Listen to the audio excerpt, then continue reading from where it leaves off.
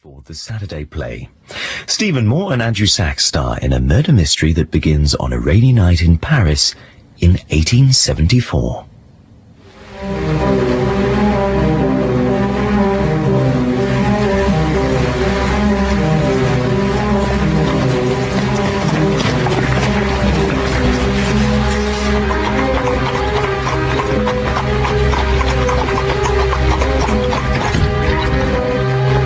Thank God, you've arrived. This way.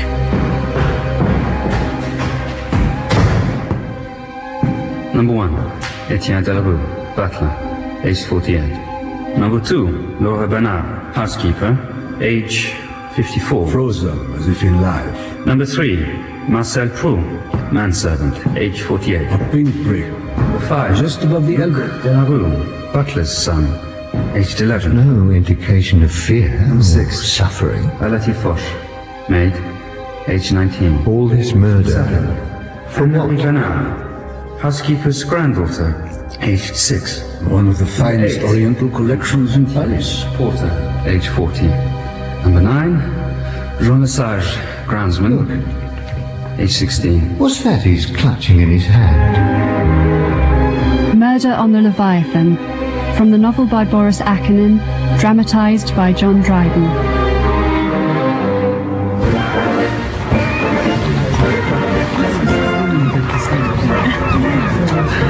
Amazing, isn't it, Commissioner Gauche? 16,000 tons of steel. The Leviathan is the largest passenger ship in the history of the world. It must have cost something to build. Oh, yes. No expense was saved. It is the pride of the Jasper Arthur Partnership. I should think it is. My apologies, I haven't introduced myself. I am First Lieutenant Charles Renier.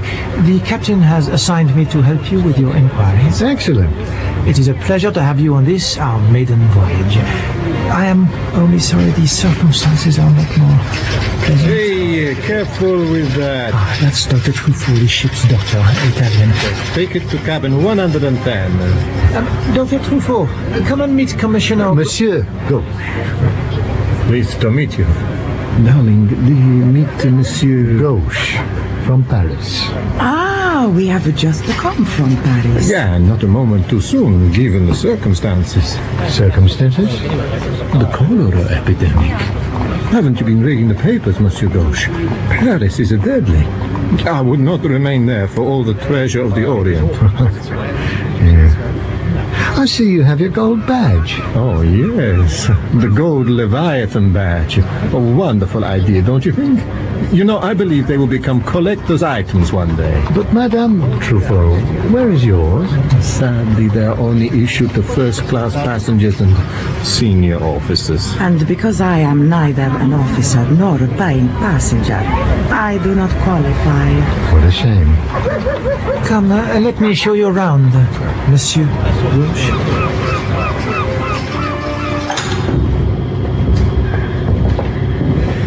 We like to think of the Leviathan as a luxury hotel that floats. The level of comfort is staggering, and all first-class passengers are assigned to their own salons, each of which is served by its own waiters and stewards. The Windsor Salon. Ah, magnificent. Now, Lieutenant Renier, the passengers assigned to this salon are suspects in a murder inquiry. I will be watching them closely, and I must be able to rely on your complete discretion. You can rely on me completely. For the purposes of this voyage, I am Monsieur Gauche, a rentier from Paris. Very good, brilliant. May I ask one question? Go ahead. How did you select which passengers to assign to the Windsor Salon? Well, let's just say I've been through the passenger list, and those I've chosen failed to display a certain item upon boarding the ship. I understand, monsieur.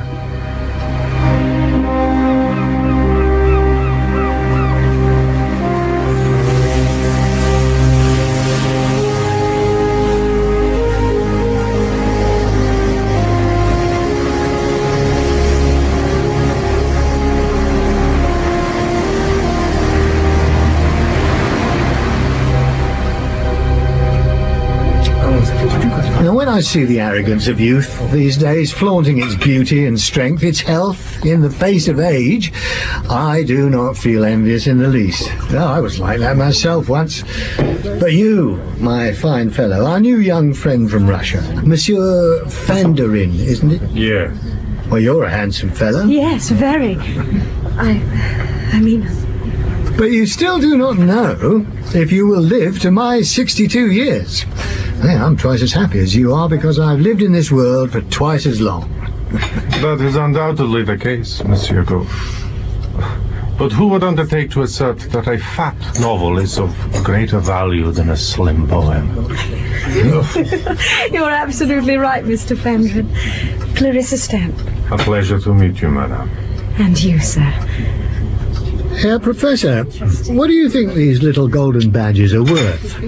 Oh, I don't care what they're worth, sir.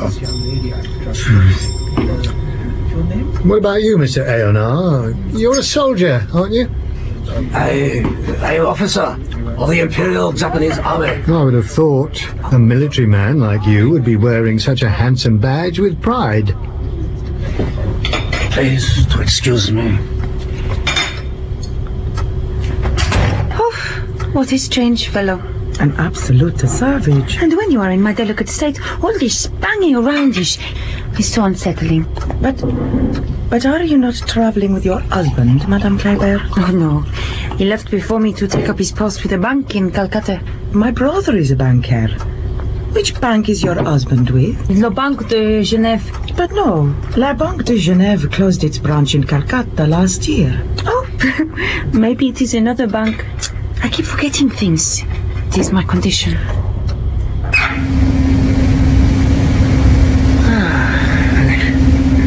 They are beautiful, these little badges, don't you agree?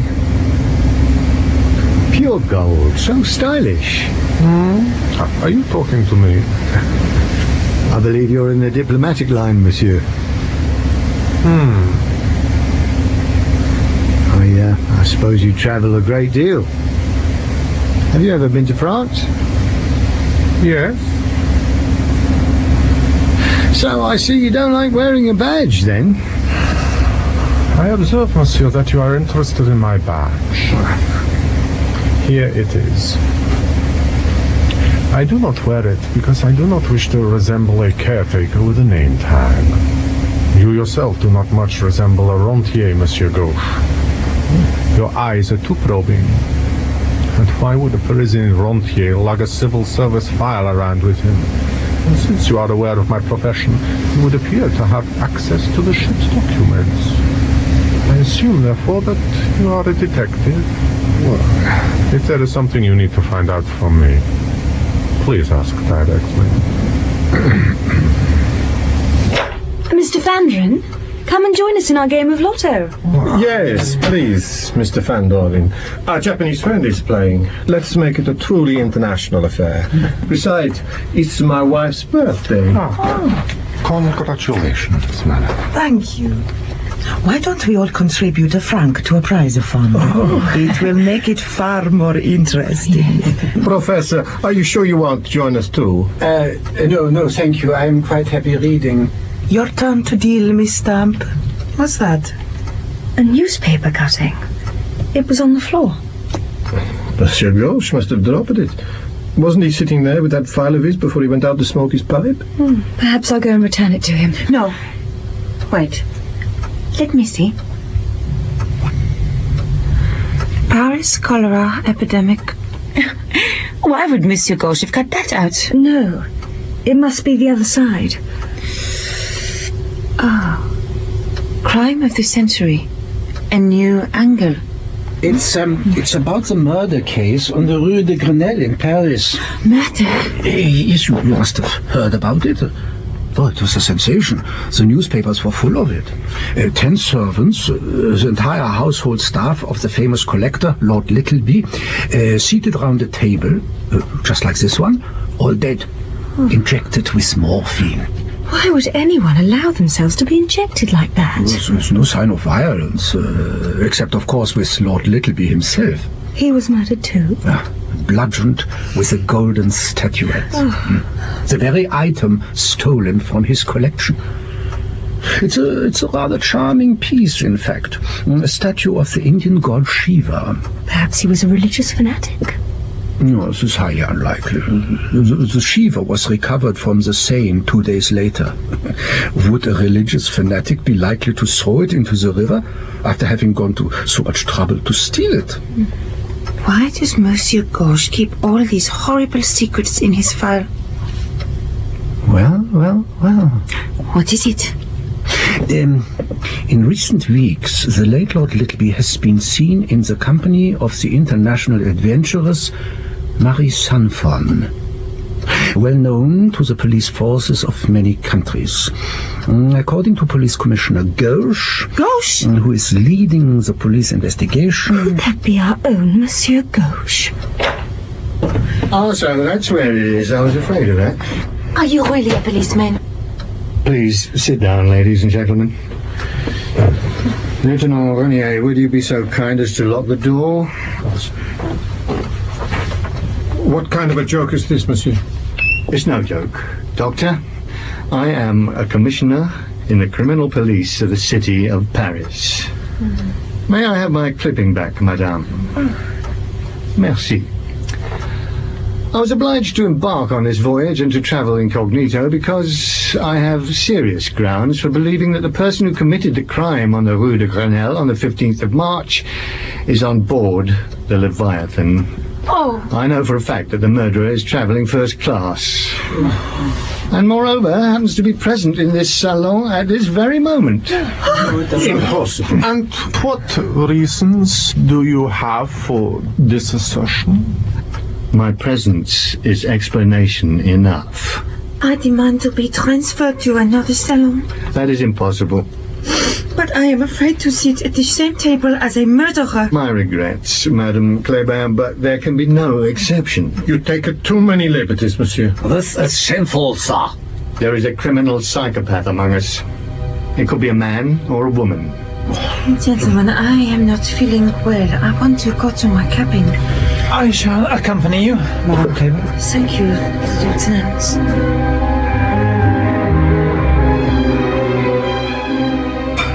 The thing that bothers me is the senselessness of it all.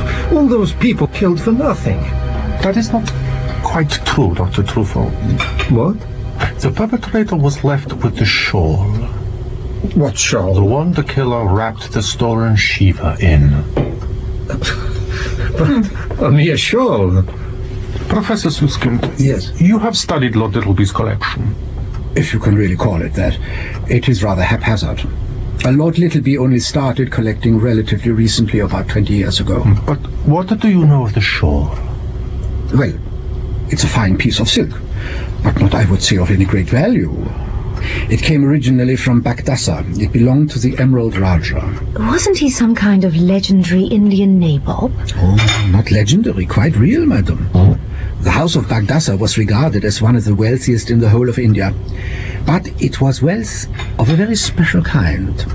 What kind? Precious stones. I saw them once. In 1852, when I visited Bagdassa as a young archaeologist. They are kept in a clay casket about the size of Miss Stamp's hat. His Highness told me that the coarse, dull uniformity of the clay surface made a far better setting than gold for the stones. Indeed, I was able to see that for myself when he raised the lid of the casket, and... And what? I was blinded, ladies and gentlemen. It is impossible to express it in words. Picture to yourselves a mysterious, multicolored radiance spilling out of the casket and painting the gloomy vaults of that dungeon with shimmering patches of rainbow-colored light. And how much, for instance, are these glass baubles worth? Yes, indeed. How much? I would say, as things stand today, about 1.5 billion francs. It is my salary for 300,000 years.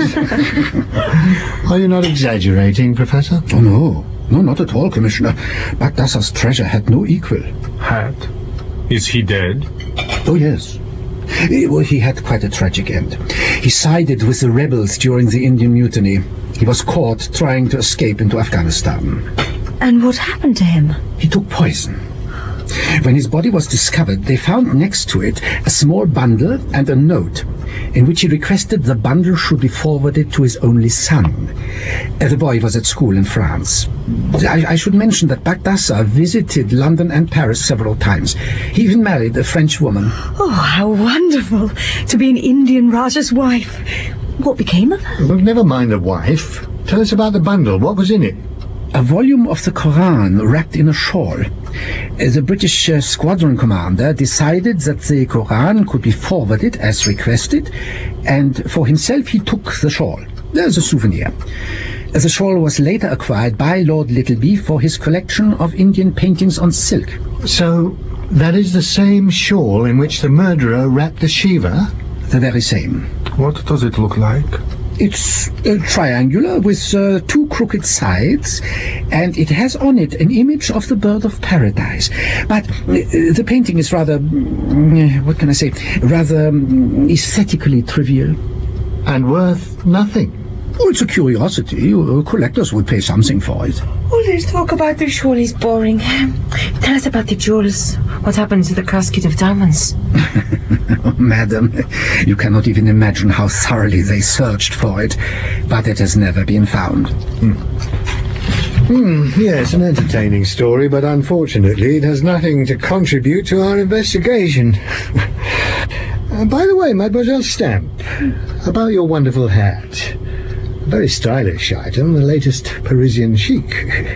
Is it long since your last visit to Paris? The hat was bought in London, Commissioner, and I've never been to Paris. You must be in sight of Aden. Thank God. I'm so looking forward to going ashore. That is, Commissioner Gauche, unless you wish to keep us all locked in here.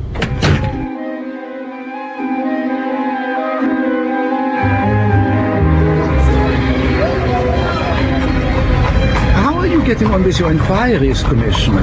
Do you have a suspect yet? Naturally. I understand. One doesn't like to advance a theory before one has all the artifacts in one's hands. And do you have a theory, Professor? Camouflage. What? When I'm excavating, I have to be very careful.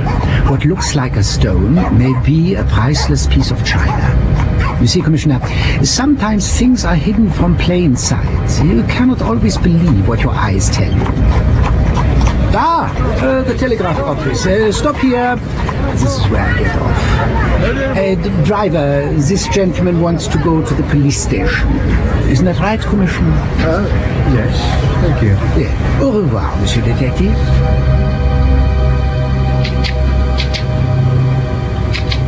Good morning, Mr. Fandrin. Good morning.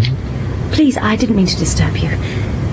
What an extraordinary machine. Yes, it's a Remington typewriter, the very latest model, and totally portable. It can be carried by two porters with no difficulty at all. How ingenious. Do you mind if I sit here in the shade and read? Please.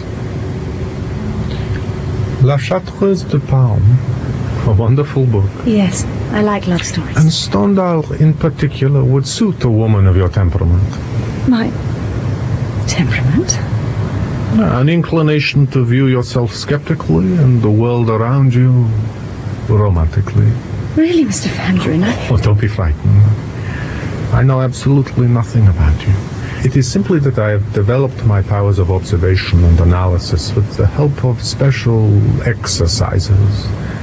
Usually, a single insignificant detail is enough for me to recreate the entire picture.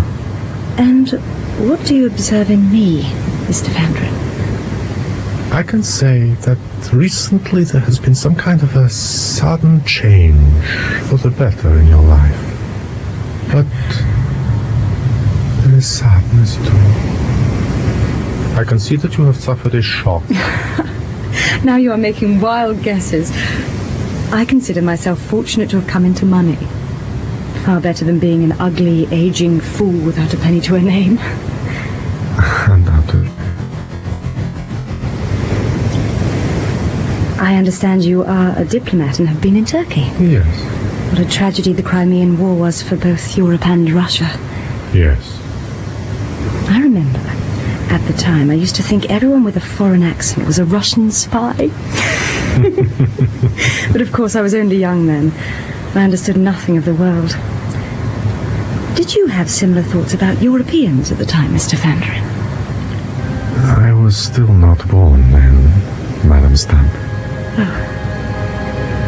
Of course.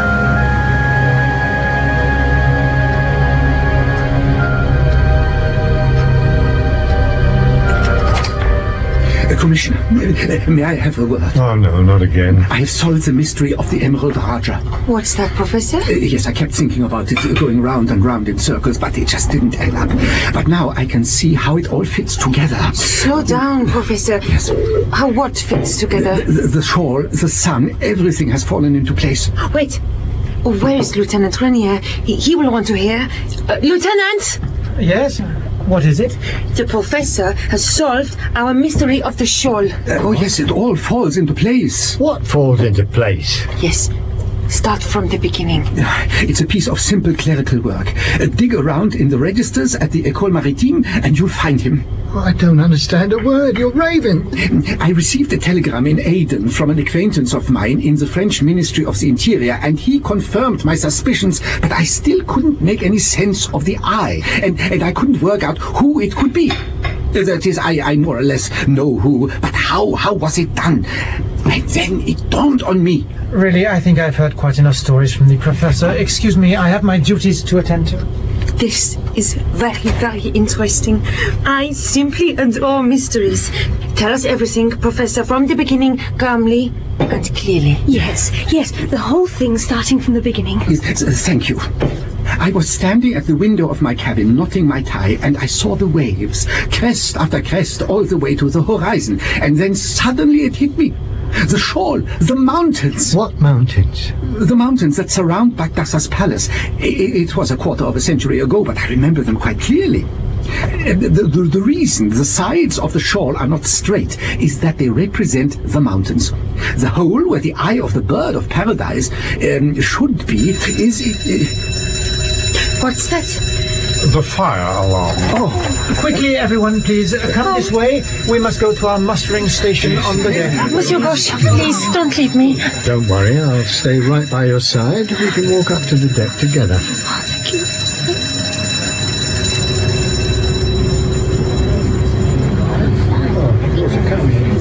What happened? I don't know. We've been told to wait here. No one seems to be launching the lifeboats. Lieutenant, what's going on? It's nothing at all. Someone threw a burning cigar into a litter bin. So we can go back? Yes, everything is under control. Oh, thank God. This has been quite exhausting. Ah, Monsieur Fandorin, where have you been? Commissioner Gauche, I need to talk to you. Later, Monsieur Leroux. Later. First, I want to hear the rest of what the Professor has to say. The Professor will not be joining us. And why would that be? What do you mean he won't be joining us? Professor Suskind has been murdered. I believe it was done with a surgical scalpel. His throat was cut. Very precisely.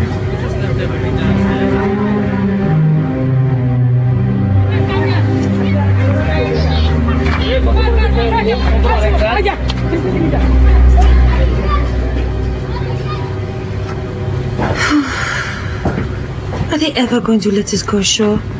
Everyone else is out strolling around Bombay, and we are just sitting here doing nothing. When the police have completed the search of the cabins, I'll let you out. But not all of you. Why are you looking at me like that, Commissioner? Darling, don't upset yourself. Try to keep calm. It's outrageous. I have been a respectable medical practitioner for 15 years. Sword, scalpel is missing from my bag. Anyone could have taken it. I really can't see why I also am being held under house arrest, Commissioner. I couldn't possibly be the murderer any more than you could. I was with you the entire time. Commissioner, may I have a word?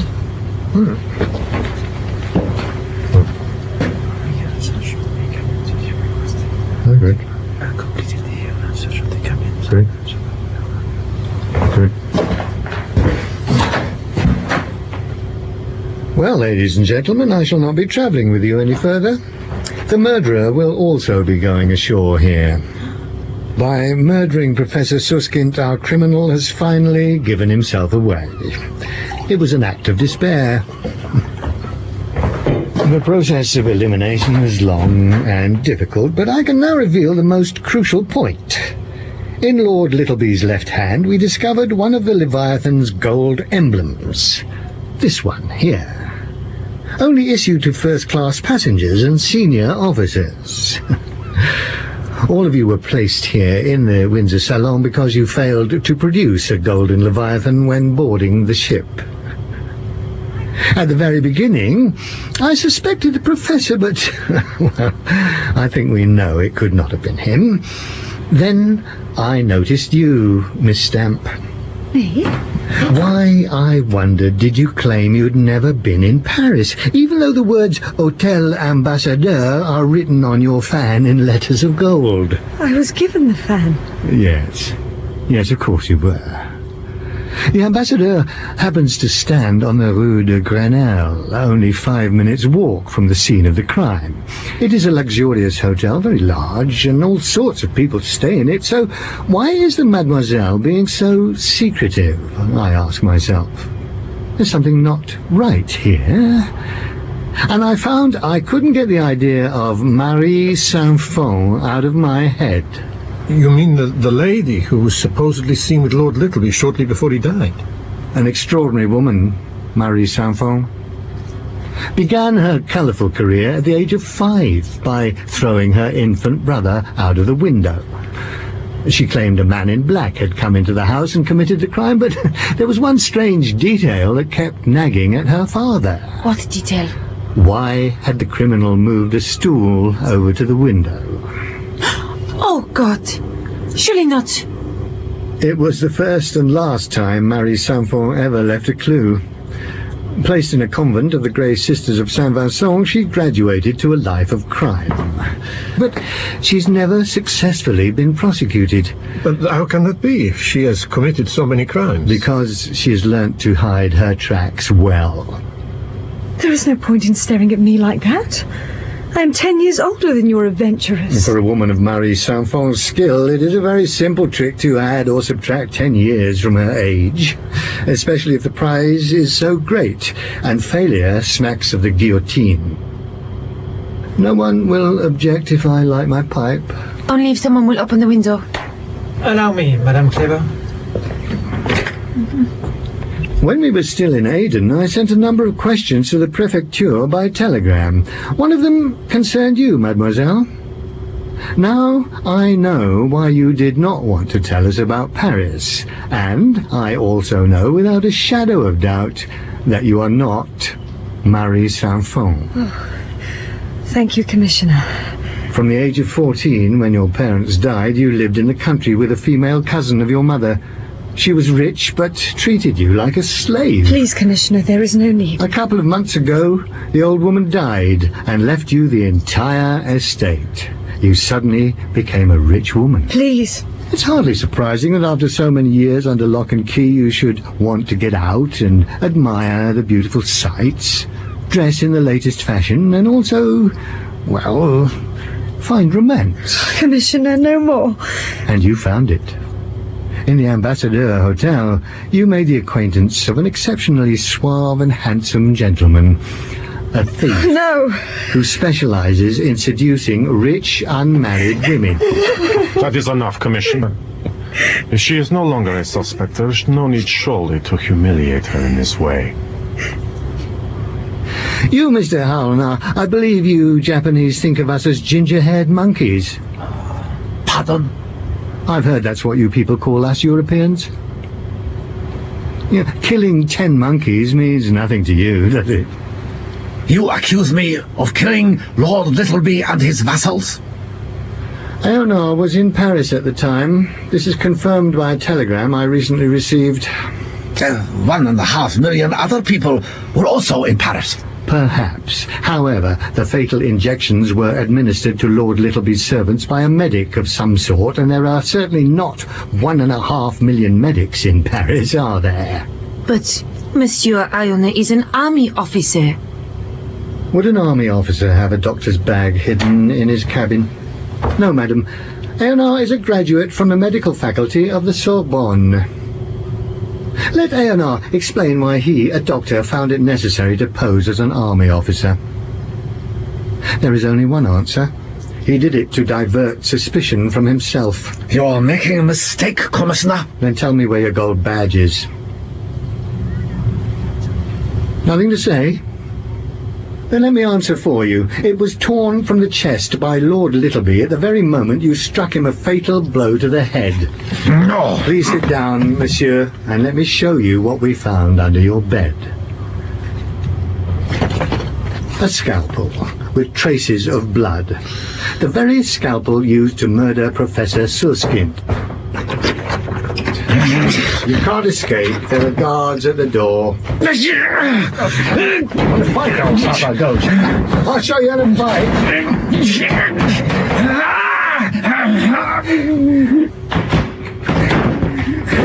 Well, the show is over. Papa Gauche is disembarking now with his prisoner. I wish you all a pleasant journey. I am afraid, Commissioner, you will have to travel with us a little further. Eh? Mr. Eonar is not guilty of anything. But it all seems so clear. I assure you, the Commissioner is mistaken. Really? I counted 4 significant elements. Monsieur Eonar is a doctor, but for some reason he concealed that from us. He does not have a Leviathan badge. A scalpel, which might be the one that killed Professor Suskind, is found in his cabin, and we have just witnessed an attempted escape by the accused, which sets his guilt beyond all reasonable doubt. I don't think I have forgotten anything, have I? I'd say that's more than enough to send him to the guillotine. The problem is, Commissioner, you think like a European. But Monsieur Eonar is Japanese. Not only that, he is samurai. And what does that have to do with anything? If you had bothered to dig a little deeper, Commissioner, you would understand why Monsieur Eonar lied about being a doctor. He was ashamed. Ashamed? For 500 years, every man in the clan of Eonar was a warrior. All other professions were regarded as unworthy. But, in keeping with the spirit of modern times, his father decided that his youngest son should become a doctor, and sent him to France to study medicine. He could not disobey his father, even though he felt unhappy about it. In fact, he felt disgraced by it. That is why he said he was a soldier. He was ashamed to admit his true profession. But tell me about the badge. Was he ashamed to wear that? Look at what it says. Well, it doesn't say anything. It's just the initials of the shipping company. The Jasper Auto Partnership. J-A-P. Jap. Tell me, Commissioner, would you wear a badge that said frog? Then why can he not explain himself? That is quite impossible. You see, again, as far as I can understand from the books that I have read, the main difference between the Europeans and the Japanese lies in the moral basis of their social behavior. What? You see, Christian culture is based on guilt. It is bad to sin because afterwards you will be tormented by remorse. The Japanese also strive to observe certain moral norms, but their moral restraints derive from a sense of shame. The worst thing that can happen to a Japanese is to find himself in a situation where he feels ashamed and is condemned or, even worse, ridiculed by society. To be a doctor and not a soldier is shameful. To confess that he has lied is even more shameful. Well, I don't know what you're talking about.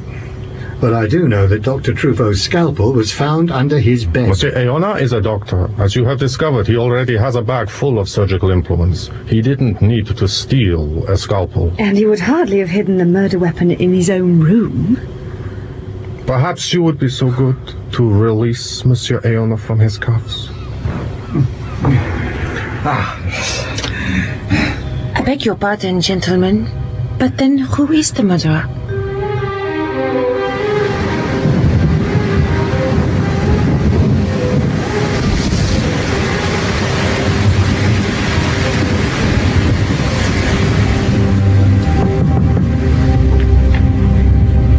Good evening, Mrs. Stamper. Something happened? Can I come in? Yes, of course. I want to say something. Miss Stamper. Please don't stop me. If I lose the thread, it will be even worse.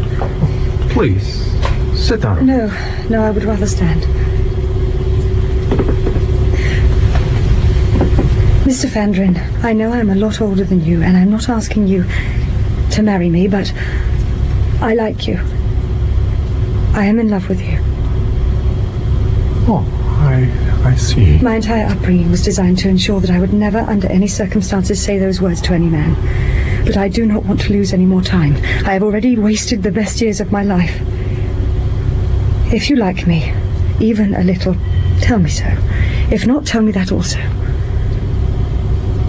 You should know that my adventure in Paris was a nightmare, but I do not regret it. Better a nightmare than the stupor in which I have spent my whole life.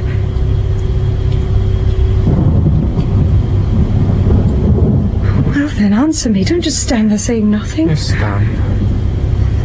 Clarissa, I do like you. I like you very much. I admire you. And I envy you. You envy me? For what? For your courage. For the fact that you are not afraid to be refused and appear ridiculous. You see, I am basically very timid and uncertain of myself. You timid? Yes. There are two things I am really afraid of. Appearing foolish or ridiculous and dropping my guard. What guard? You see, I learned very early on what it means to lose someone. And it frightened me very badly. Probably for the rest of my life. When I am alone, my defenses against fate are strong, and I fear nothing and nobody. For a man like me, it is best to be alone. Mr. Van Doren! Open up quickly!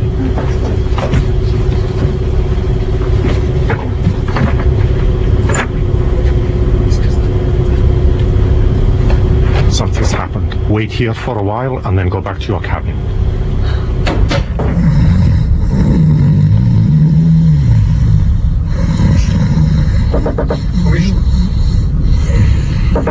Commission, open up, quick! Well, just a moment.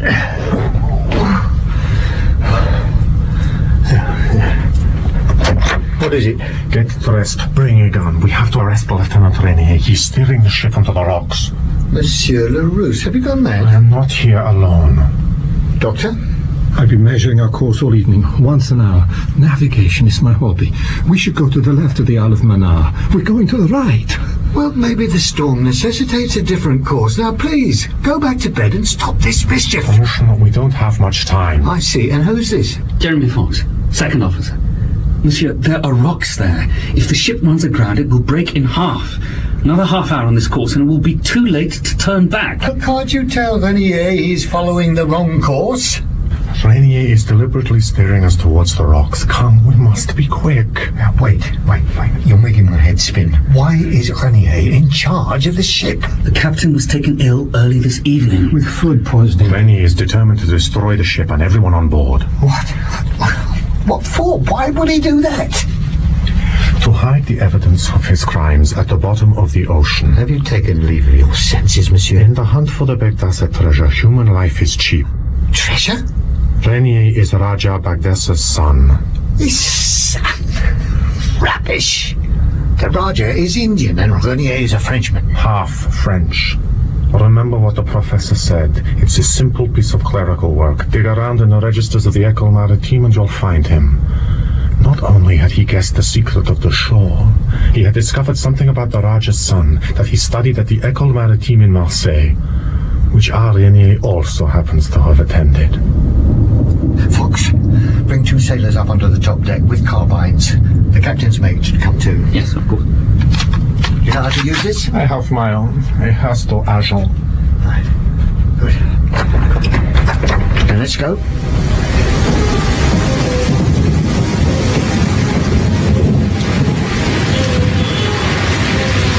Right, this is the door to the bridge in Wheelhouse. He's locked himself in. All right, let me do the talking. No, let Fox speak. Renier, it's me, Jeremy Fox. I think everything's under control, Jeremy. Why don't you turn in for the night? What shall I say? Tell him there's an emergency. We have an emergency. What happened?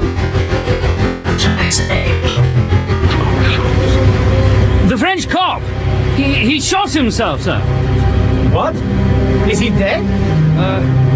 I think so, Captain.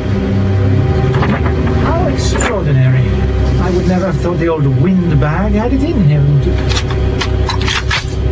Bonsoir, monsieur. I'm glad you were so distressed by the news of my death. All right, Fox. Muster the crew. Turn this ship around. Yes, sir. Thank you, sir. Right then, Roger. Let's go for a little talk, shall we? Has Lieutenant Renier really confessed to all these appalling crimes? Terrible, terrible. You know, Monsieur Van Doren, I noticed some time ago that he was not quite himself. Did you really? Mm-hmm. And now he says he's the Raja's son. Well, I suppose it is better than saying he is Napoleon's son. Yes, indeed, madame. Oh, Commissioner, you made me jump. What is going on? Tell me. Has Renier really confessed to all these atrocities? Oh, yes. It took a bit of coaxing out of him, but he confessed. He's a poor man.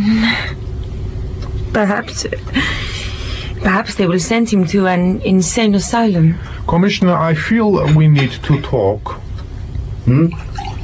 Later. Let me drink my coffee first. It's been a long night. I'll tell you one thing, though. He's destroyed the shawl. What? I left him on his own for 5 minutes while I went to search his cabin. There was a guard on his door. When I got back, I smelt burning.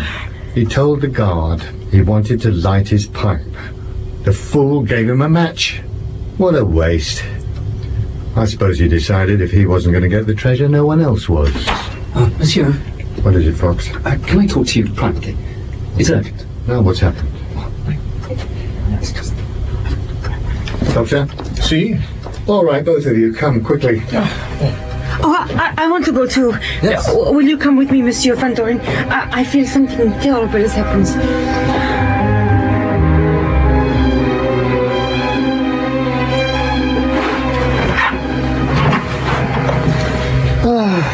So, this tragic story comes to an end.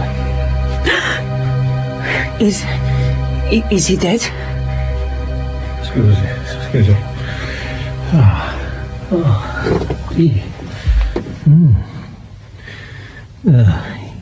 He appears to have smashed his forehead against the corner of the wall where he juts out.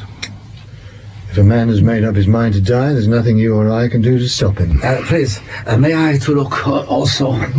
Go right ahead, yes, go up as much as you like. I'm going to finish my breakfast. The case is closed. The case is certainly not closed. Surely Madame Kleber has something to say to us.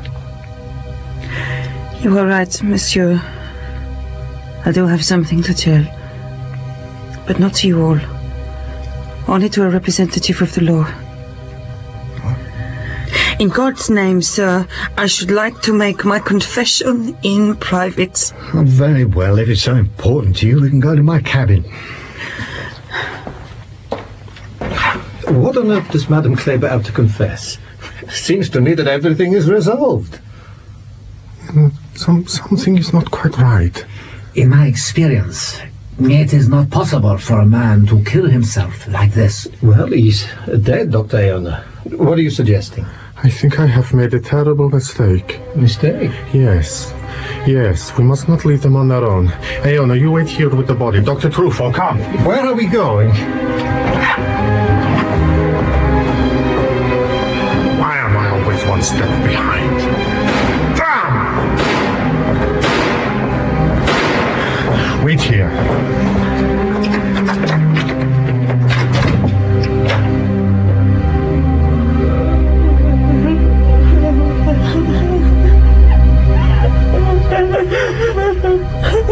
Give me the gun, Madame Kleber. Thank you. Dr. Truffaut, examine the body, please.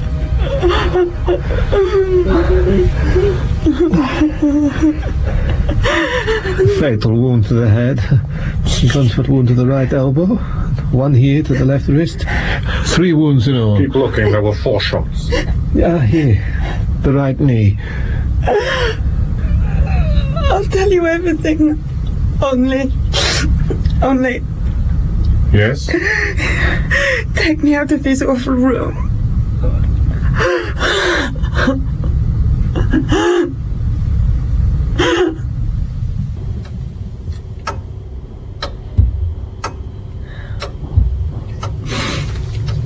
That loathsome shawl.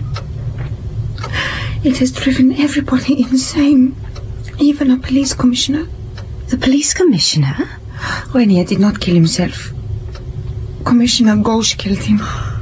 Why would the commissioner want to do that? Reed had driven him completely insane. He made Renier give him the shawl, and then he smashed his head against the wall. Oh. And when I told him so to his face, he took out his pistol and he started waving it about and threatening me, and he said that if I didn't keep my mouth shut, I'd go the same way as Renier. Please, take my handkerchief. Thank you. And then he put the pistol on the table and he started shaking me by the shoulder. I was so afraid. I didn't know how I managed to grab the gun. It was terrible. I pressed the trigger and I kept pressing. Poor child.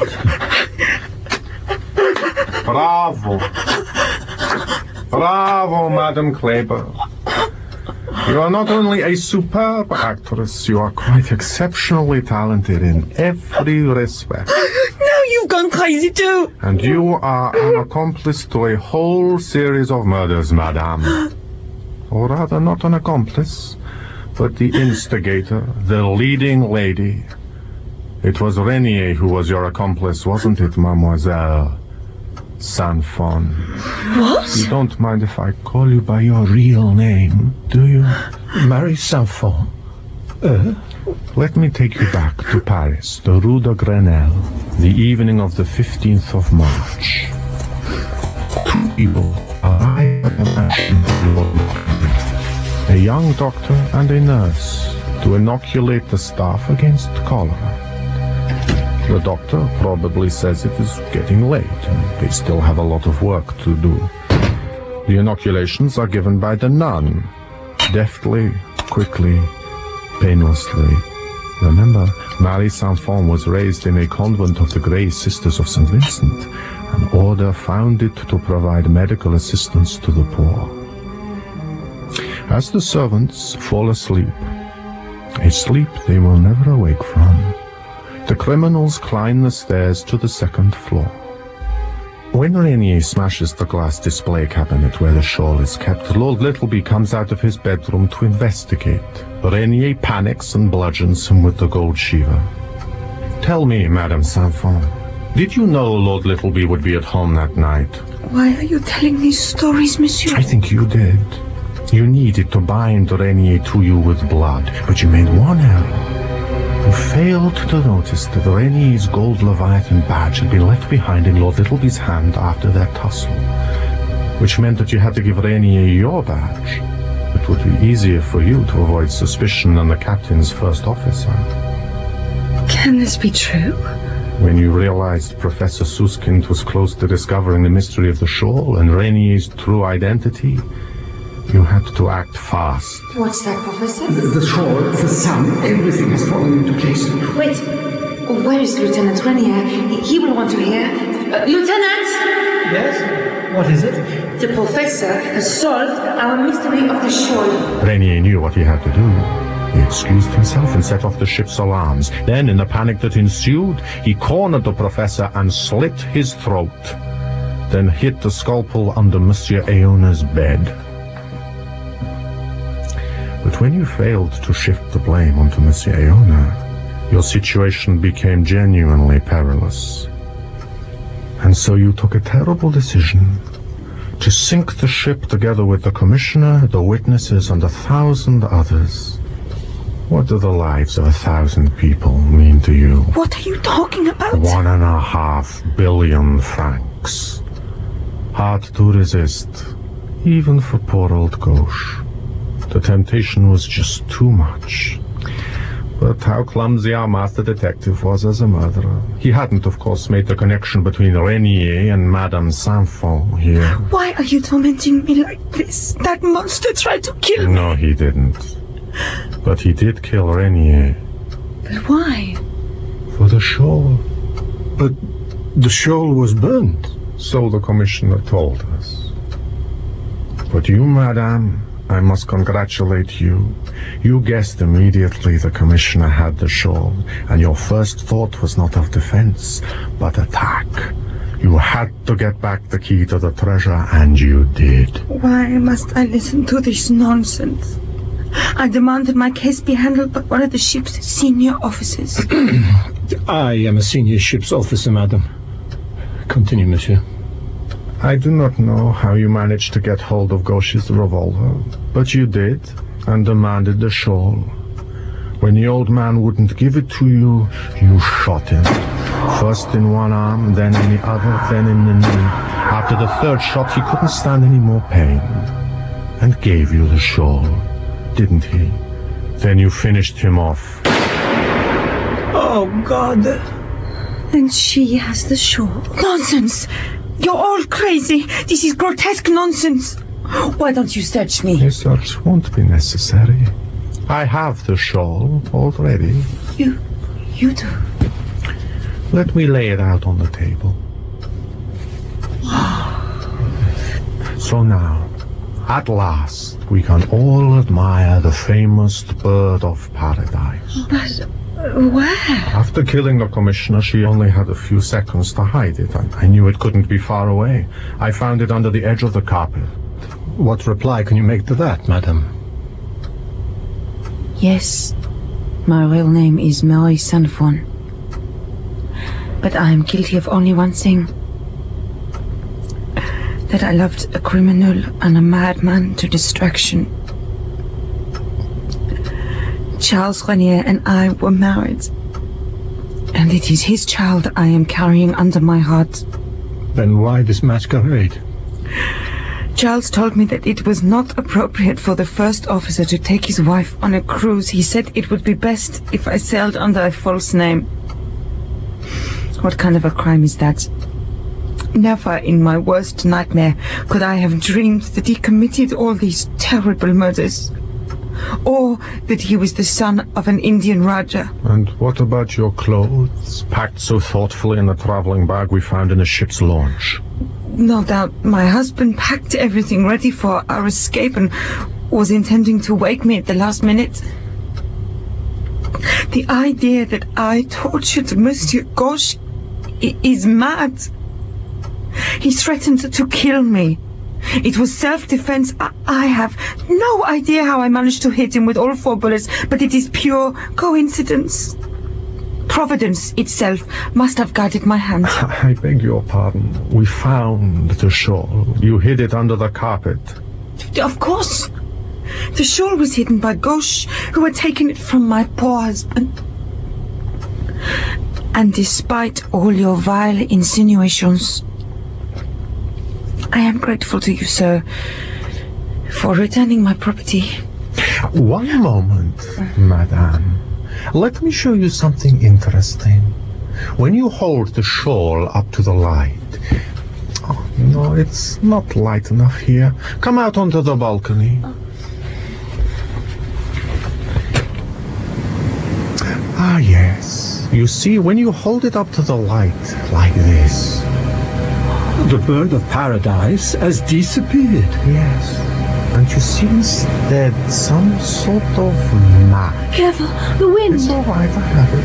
And the hole where the eye of the bird was has become... Oh no, the shawl! Oh, how very clumsy I am. He's blowing away. Damn you, Fandorin. You will pay for this lousy trick with your life. No, not if I have anything to do with it. I have it! I have the gun. If you move, Madame Sanford, I will not hesitate to pull the trigger. Oh my God! Miss Stamp, you can take your hands off her throat. It's all right. I have the gun. Oh, darling! Come, Miss Stamp, it's all right. The situation is under control. Don't you dare move, Madame Sanford. How can I move? I am concerned for my baby. Please help me. Mr. Finch. I'm all right. It just grazed my arm. The bullet went straight through. Here, take my handkerchief. We must stop the bleeding. Thank you, Miss Stamp. You showed remarkable courage. You saved my life.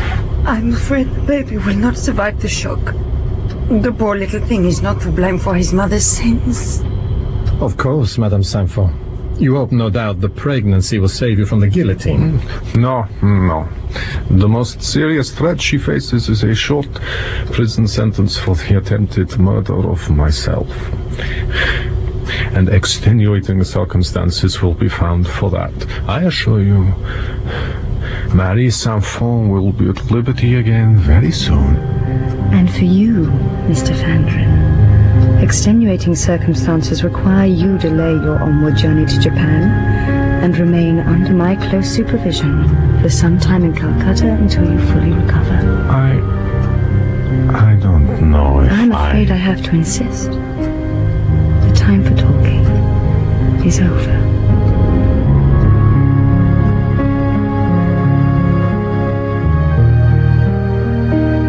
In Murder on the Leviathan, from the novel by Boris Akanin, the part of Gauche was played by Stephen Moore, Van Doren, Simon Robson, Professor Suskind and Iona, Andrew Sachs, Dr. Truffaut, Richard Hope, Madame Truffaut, Sophie Stanton, Madame Kleber, Daisy Beaumont, Renier, Roger May, Miss Stamp, Claire Corbett, and Fox, Nick Waring. The music and sound design was by Nick Russell Pavia. Murder on the Leviathan was dramatised and directed